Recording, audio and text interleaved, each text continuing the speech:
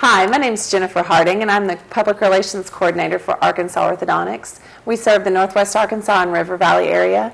And today I'm sitting and speaking with Dr. Bill Pickard, who is the Clinical Director for Arkansas Orthodontics. How are you doing, Bill? I'm good. Thank you for spending a little time talking to me today. No problem.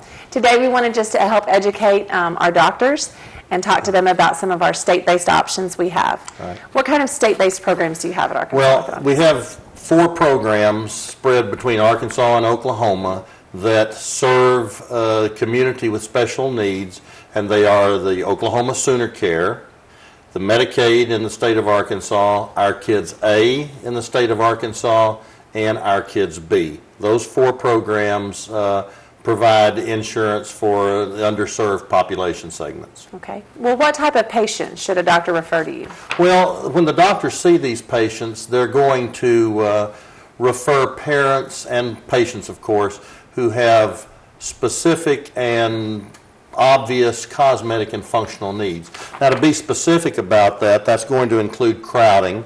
It's going to include narrowness in the arches, protrusion, overjet, cross bites, really deep bites, lip competence problems with difficulty breathing through their nose, breathing through the mouth breathing and can't or don't shut their lips, and problems like finger sucking and digit sucking and tongue thrusting and things that won't be quite as obvious to the parents but will be obvious to the dentist. And the dentists know what they need to refer for in large measure. Any specific age a patient should be seen in? The American Association of Orthodontists says that children between the ages of 7 and 9 are prime for a referral. The younger is generally the better. However, one good measure that the dentist can use is if there are about 12 primary teeth remaining. If there are about 12 primary teeth, more or less, that's a good time. One of the things that I would tell the dentist is that we are very cautious about engaging in treatment at that age, but we really need to have the patient under observation at that age.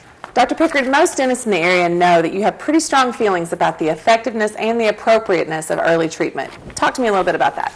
Well, it's really important to me because just because these parents or patients are referred over between 7 and 9 years of age, we're not going to start treatment just for the sake of starting treatment.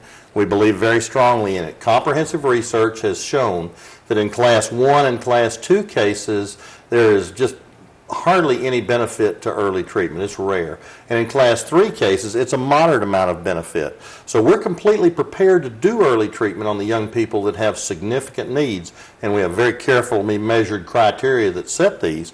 But we're just not going to do early treatment for the sake of making money.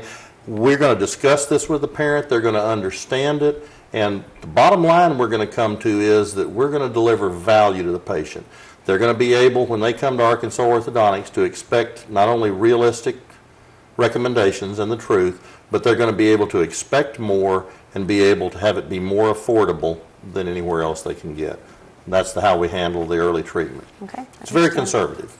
Absolutely. So in general, these patients are ready to be seen. They're of the right age. Walk me through a little bit about that process, about what happens when they call for the treatment or for the appointment.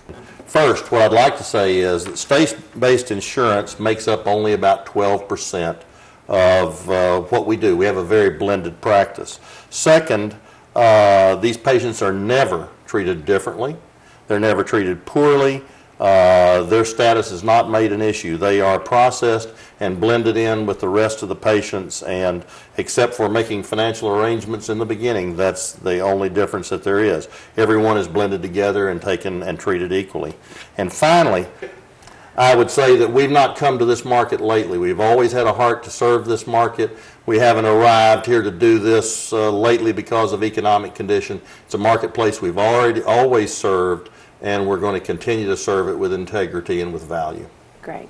Dr. Pickard, you've been doing this for a long time. How do you determine if a patient is ready for full treatment?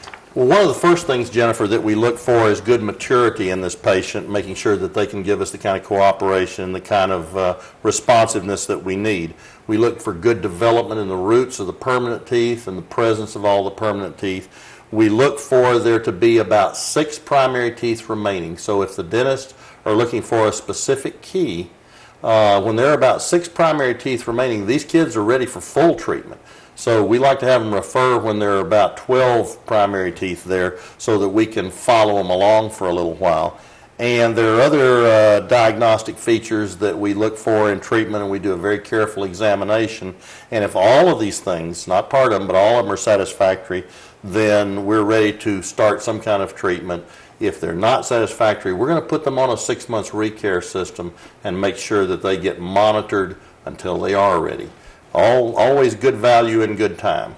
Recare, that's an unfamiliar word. Tell me a little bit about that program. Well, it's a process that we have, and it's generally every 6 months. If a patient isn't quite ready for treatment, either because they haven't had their dental work done or their oral hygiene isn't where it needs to be, and we're very demanding about that, about the young people, our patients, all of our patients being good brushers. If the teeth aren't quite developed or they haven't lost the number of teeth they need, we put them on a program where we can monitor them periodically, give good feedback to them and the parents, and then when they are ready, then we'll be ready to treat them. It's a matter of doing the very best treatment at the very best time. One of the things we try to do also is take x-rays at least once a year so that we have objective materials to monitor this progress. When we take these x-rays before treatment starts, there isn't a charge for the patient.